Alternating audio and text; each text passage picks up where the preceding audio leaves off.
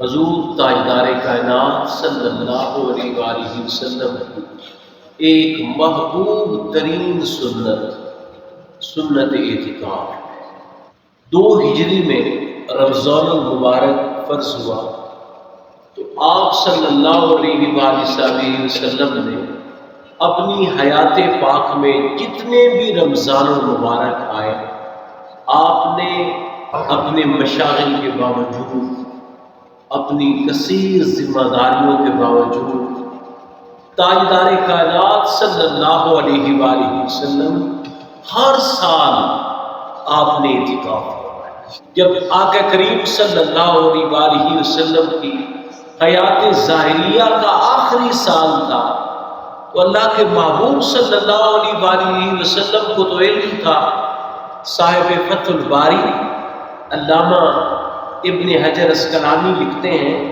کہ انہ علم بانقضاء اجلہ، آپ صلی اللہ علیہ وآلہ وسلم کو علم ہو چکا تھا کہ وقت مکمل ہو چکا ہے اور اب واپسی کا ٹائم آ چکا ہے۔ اس لیے بہت سارے اشارے تاجدار کائنات صلی اللہ علیہ وسلم نے دے بھی دیے تھے۔ ایک واضح اشارہ تو آپ صلی اللہ علیہ وآلہ وسلم نے اس وقت دیا، ایک بندے کو نا اللہ تعالیٰ نے اختیار دیا ہے کہ وہ دنیا میں رہنا چاہتا ہے یا اپنے مالک کی بارگاہ میں جانا چاہتا ہے، تو اس نے یہ چیز پسند کی ہے کہ وہ اللہ کی بارگاہ میں حاضر ہونا چاہتا ہے۔ صحابہ کرام رضوان اللہ تعالی علیہ مجمعین، بڑا ان کا حسین مجمع تھا، لیکن پورے مجمع میں اس واز کو سن کر حضرت صدیق اکبر کے آنسو نکلنے لگے، رونے لگے، ایک شدید گریا کی کیفیت ہو گئی۔ کسی نے کہا عجیب آدمی ہے یہ، آقا کریم صلی اللہ علیہ وآلہ وسلم کسی بزرگ،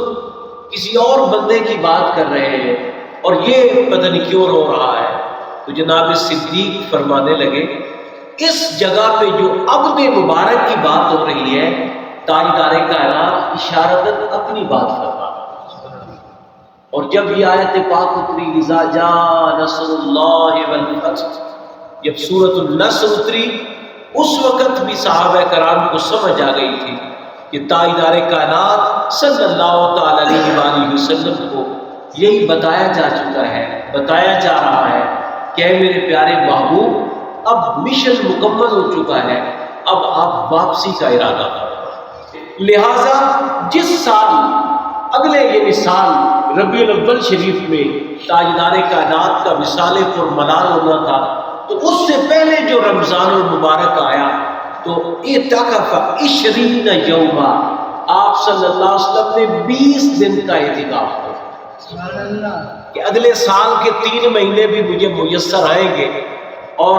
2 مہینے اور کچھ دن میری حیات ظاہریہ میں ملیں گے، اگلے سال تو میں اس دنیا میں رمضان المبارک تک بقید حیات ظاہریہ نہیں ہوگا۔ لہذا آپ صلی اللہ تعالی علیہ وسلم نے اس کا گویا پیشگی اعتکاف کیا، اور جس سے اس چیز کی اہمیت مزید آشکار ہوتی ہے کہ محبوب خدا کی نگاہ میں اعتکاف کا درجہ کیا ہے۔ چنانچہ آیت ربانی آپ کی خدمت میں پیش کر رہا تھا، اللہ پاک فرماتا ہے وَعَهِدْنَا إِلَىٰ إِبْرَاهِيمَ، ہم نے نا وعدہ لیا جناب ابراہیم سے، وَإِسْمَاعِيل، اور ان کے فرزند جناب اسماعیل سے علیہ السلام، ان دونوں کو حکم دیا۔ کیا حکم دیا؟ کہ ان طہرا بیتی، میرے گھر کو پاکیزہ کر دو، اس کو اور صاف کر دو، اس کو اور پیارا بنا دو۔ کس کے لیے بنائے؟ میرے مولا گھر ستھرا ہوتا ہے کہ لوگوں نے آنا ہے، مہمانوں نے آنا ہے،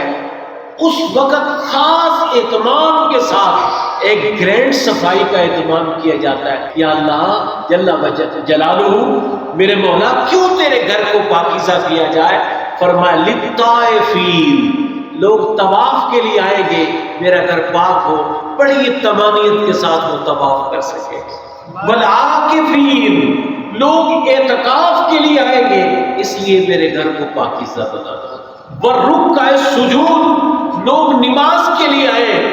اللہ کا گھر پاکیزہ ہو، تو لہٰذا اللہ کے گھر کو پاک کر دو تاکہ اس میں نمازی آئیں،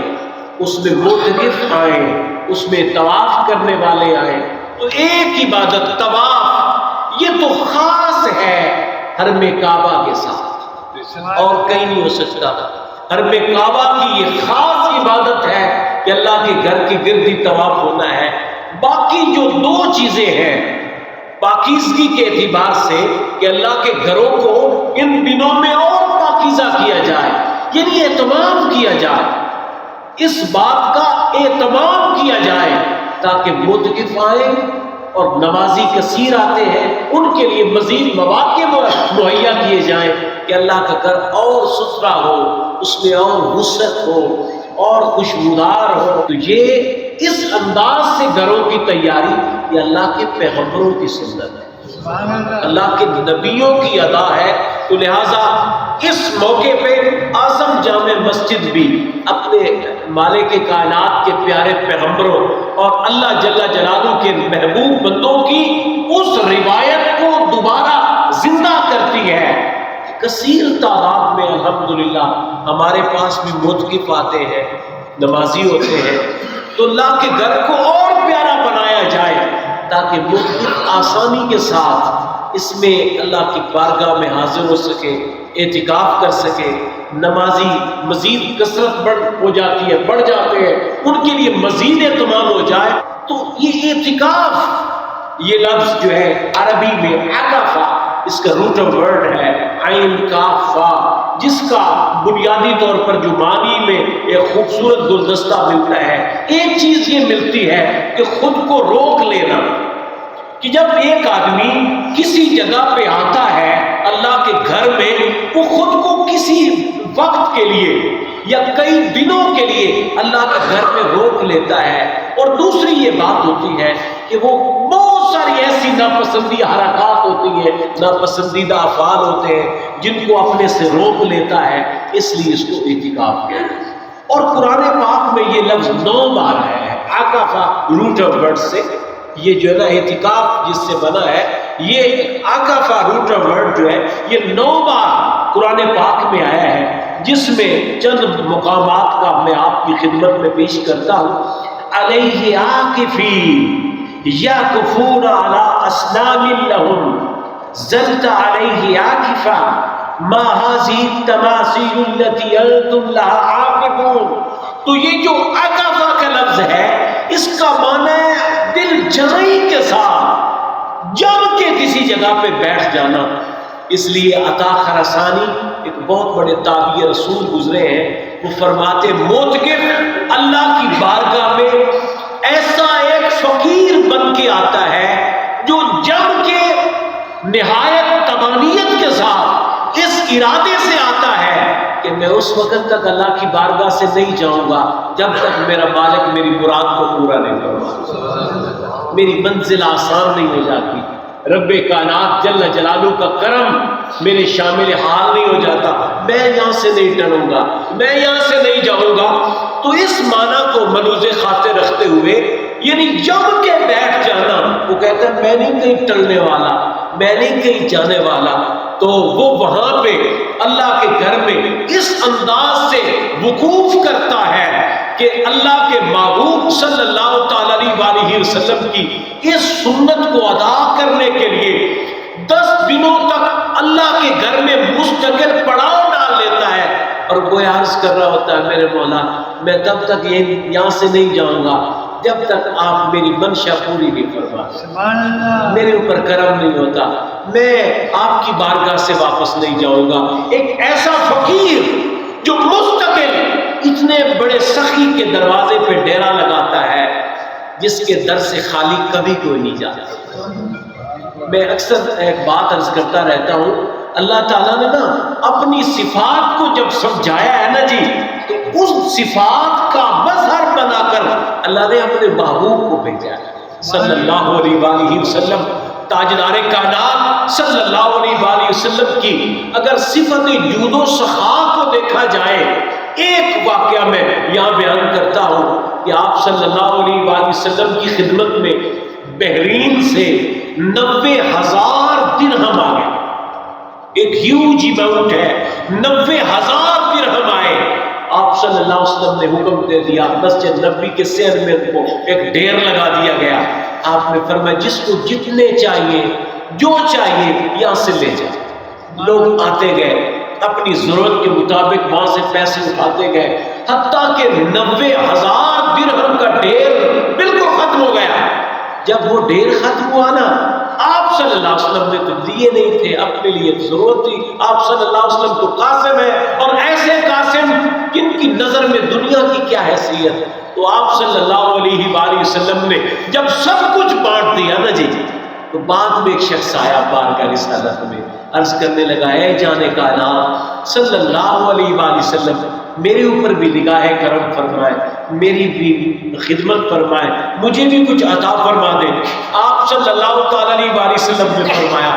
ابھی اگر کچھ دیر پہلے تم آ جاتے نا، اتنے پیسے پڑے ہوئے تھے، اتنے دراہم اور دینار کے ڈھیر لگے ہوئے تھے، تم لے جاتے۔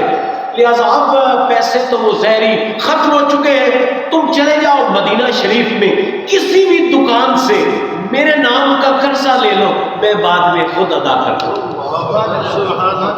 میرے نام کا قرض لے لو، گویا رسید آ کے مجھے دے دو، میرے نام کا قرضہ تم لے لو، میں قرضہ دے دوں گا، میں ادا کر دوں گا۔ حضرت فاروق اعظم بیٹھے تھے، انہوں نے کہا یا رسول اللہ، آپ صلی اللہ علیہ وآلہ وسلم کو اللہ پاک نے اتنا بھی مکلف نہیں بنایا، اپنے آپ کو اس انداز سے بھی گویا تکلیف میں نہ ڈالے۔ حضور سید کائنات کو جناب فاروق کی یہ بات نہ پسند نہیں آئی۔ بعد میں کسی صحابی نے کہا، وہ رازداں تھے، اللہ کے محبوب صلی اللہ علیہ وسلم کے چہرے انور کی کیفیت کو بانٹ کے نے کہا یا رسول اللہ، جب اللہ نے آپ کو قاسم بنایا ہے تو آپ بانٹتے جائیں، کیا کمی آئے گی آپ کے خزانوں میں؟ جب اللہ نے اپنے خزانوں کے دروازوں پہ آپ کو بٹھایا ہے تو کیا کمی ہے؟ تاجدار کائنات صلی اللہ علیہ وآلہ وسلم کو اس کی یہ بات بڑی پسند آئی۔ تو میں عرض کرنا چاہتا ہوں، تاجدار کائنات کی جود و سخا کا عالم یہ ہے۔ اللہ پاک فرماتا ہے، اما السائل فلا تنہر، میرے محبوب تیرے دروازے پہ سائل کھڑا ہو اور خالی لوٹ رہا ہو، یہ تیری شان کے لائق نہیں ہے۔ کسی سائل کو خالی نہیں موڑنا، آپ کے در دولت سے سائل خالی نہ جائے۔ وہ بڑا معروف واقعہ ملتا ہے، حاتم طائی کا بیٹا حضرت عدی بن حاتم طائی رضی اللہ تعالیٰ عنہ حسنین کریمین کی بارگاہ میں بیٹھے نا، اپنے باپ کا تذکرہ کر رہے تھے۔ میرا باپ بڑا سخی تھا، اس کی سخاوت کے کیا کہنے، اس نے ایک 12 دری بنوائی تھی۔ ایک سائل اگر پہلے دروازے سے آتا اس کو خیرات دے دیتا، لیکن اگر وہی سائل لوٹ کے دوسرے دروازے سے بھی آتا نا، اس کو بھی محروم نہیں کیا جاتا، حتیٰ کہ وہ تو تیسرے پہ آ کھڑا ہوا، اس کو بھی پھر بھی جولی بھر ملا، چوتھے پہ بھی وہی آ گیا، حتیٰ کہ اس نے 12 کے 12 دروازوں پہ چکر لگایا۔ میرا باپ اتنا سخی تھا، خالی نہیں موڑتا تھا۔ امام حسن نے کیا کمال جواب دیا، انہوں نے کہا واقعہ تیرا باپ بڑا سخی تھا، لیکن میرے نانا جان کی سخاوت کا عالم یہ تھا، میرے نانا جان کی جود و سخا کا عالم یہ تھا، ایک بار جو آتا تھا اس کو پھر اتنا ملتا تھا کہ بار بار اس کو آنے کی ضرورت بھی نہیں پڑتی تھی، کسی اور کے دروازے کے اوپر جانے کی ضرورت نہیں پڑتی۔ اس لیے میرے پیارے حاضرین، میں آپ کی خدمت میں عرض کر رہا ہوں کہ جس عظیم مالک کے محبوب کی جود و سخا کا عالم یہ ہے کہ سائل آیا محروم نہیں لوٹا، اس مالک کی بارگاہ میں اگر کوئی سائل آئے اور 10 دن آ کر بیٹھ جائے، ڈیرے لگا لے، اہتمام کے ساتھ اپنا بستر بچھا دے، کہ میرے مولا اب میں نہیں جانے والا، اب میں نہیں لوٹ کے پلٹنے والا، میں یہیں پہ 10 دن رہوں گا، تجھ سے مانگوں گا، تیری بارگاہ میں گریہ کروں گا، تیری بارگاہ میں روؤں گا، تیری بارگاہ میں پڑا رہوں گا، ذکر و اذکار کرتا رہوں گا، لوٹ کے نہیں جاؤں گا، میرے مولا اس وقت تک بیٹھا رہوں گا جب تک آپ میرے اوپر کرم نہیں فرما دیتے۔ اے میرے سامعین، یہ حتمی بات ہے، یہ یقینی بات ہے کہ وہ شخص میرے مالک کے دروازے سے خالی نہیں جاتا، میں آپ کو ایک بات سنا رہا ہوں کہ ایک صحابی تھے غالباً جناب عثمان رضی اللہ تعالیٰ عنہ، ایک جگہ وضو کیا نا، مولا کائنات کے بارے میں بھی اسی طرح کی روایت ملتی ہے، وضو کیا، وضو کے بعد نیچے جب وضو کر کے تشریف لائے آپ مسکرانے لگے، چہرہ انور پہ فرحت، رونق، مسکراہٹ۔ کسی نے کہا قبلہ مسکراہٹ کی وجہ کوئی نہیں ہے، آپ کیوں مسکرائے ہیں؟ آپ کے چہرہ انور پہ بڑی فرحت آ گئی اور آپ بڑے مسکرائے ہیں، کیا وجہ ہے؟ انہوں نے کہا اور تو کوئی بات نہیں ہے، بس ایک بات ہے، ایک دن میرے آقا حضور تاجدار کائنات صلی اللہ علیہ وآلہ وسلم نے اسی مقام پہ آپ صلی اللہ علیہ وسلم نے بھی وضو فرمایا تھا، اور جب آپ وضو کر کے یہاں سے نیچے اترے تھے نا میرے آقا بھی مسکرائے، مجھے اور کوئی پتہ نہیں، میں تو اپنے آقا کی ادا کو ادا میں اپنے آقا کی ادا کو ادا ایک عاشق کے لیے، ایک محب کے لیے، ایک عاشق کے لیے اس سے بڑی اور کیا بات ہے کہ اس کے محبوب مستقل پوری زندگی کے ہر رمضان میں اعتکاف فرمائے گا۔ اس کو یہی چاہیے کہ میرے آقا کی ادا کس میں ہے، میرے سرکار کی پسندیدگی کس میں ہے۔ وہ کہتے ہیں نا بایزید بستامی نے ساری زندگی اس لیے خربوزہ نہیں کھایا کہ پتہ نہیں میرے سرکار نے شوق تو فرمایا ہے، کاٹا کیسے؟ ہاں جی، کتنے اکابرین وہ کدو شریف سرکار کو پسند تھے، گوشت پڑا ہوا تھا لیکن وہ کدو کے کاشے اور اس کی ڈلیاں اندر سے سالن سے نکال کر کھا رہے، کیا ہو گیا؟ گوشت پڑا ہوا ہے، آپ کدو شریف شوق کر رہے ہیں۔ نے کہا بس میرے محبوب کو پسند ہے، مجھے بھی پسند ہے، میرے نبی کو پسند ہے۔ اعتکاف ایک ایسی پسندیدہ عبادت ہے کہ آقا کریم صلی اللہ علیہ وآلہ وسلم زندگی پاک کے ہر رمضان میں آپ نے ہر سال اعتکاف کرا۔ ایک بڑی پیاری حدیث پاک آپ کی خدمت میں پیش کرتا ہوں، آقا کریم صلی اللہ علیہ وآلہ وسلم کا عمل مبارک سے آیستہ سے حضرت عبداللہ ابن عمر سے کہ آقا کریم صلی اللہ علیہ وآلہ وسلم انہو کان اذا اعتکف، آپ صلی اللہ علیہ وآلہ وسلم جب اعتکاف فرمایا کرتے تھے نا ترے لو فراشہ او یوضع لو سریرہ وراء اسطوانۃ توبہ، جو ستون ہے نا مسجد نبوی شریف کے، تو جو اسطوانہ توبہ ہے، جو توبہ والا ستون ہے، تاجدار کائنات صلی اللہ علیہ وآلہ وسلم کا وہاں پہ بستر مبارک لگا دیا جاتا تھا، باقاعدہ طور پر آپ کی ایک مستقل گویا نشست ہوتی تھی جس جگہ پہ اللہ کے محبوب ہر سال اعتکاف فرمائے گا۔ اور حضرت نافع ایک شاگرد ہے حضرت عبداللہ ابن عمر رضی اللہ تعالی عنہما کے، آپ فرماتے ہیں کہ ارانی عبداللہ، حضرت عبداللہ مجھے لے کے گئے، اور المکان الذی کان یعتکف فی رسول اللہ صلی اللہ علیہ وآلہ وسلم من المسجد، آپ نے مسجد نبوی میں مجھے وہ جگہ دکھائی کہ اے نافع یہ وہ جگہ ہے جہاں اللہ کے محبوب اعتکاف کیا۔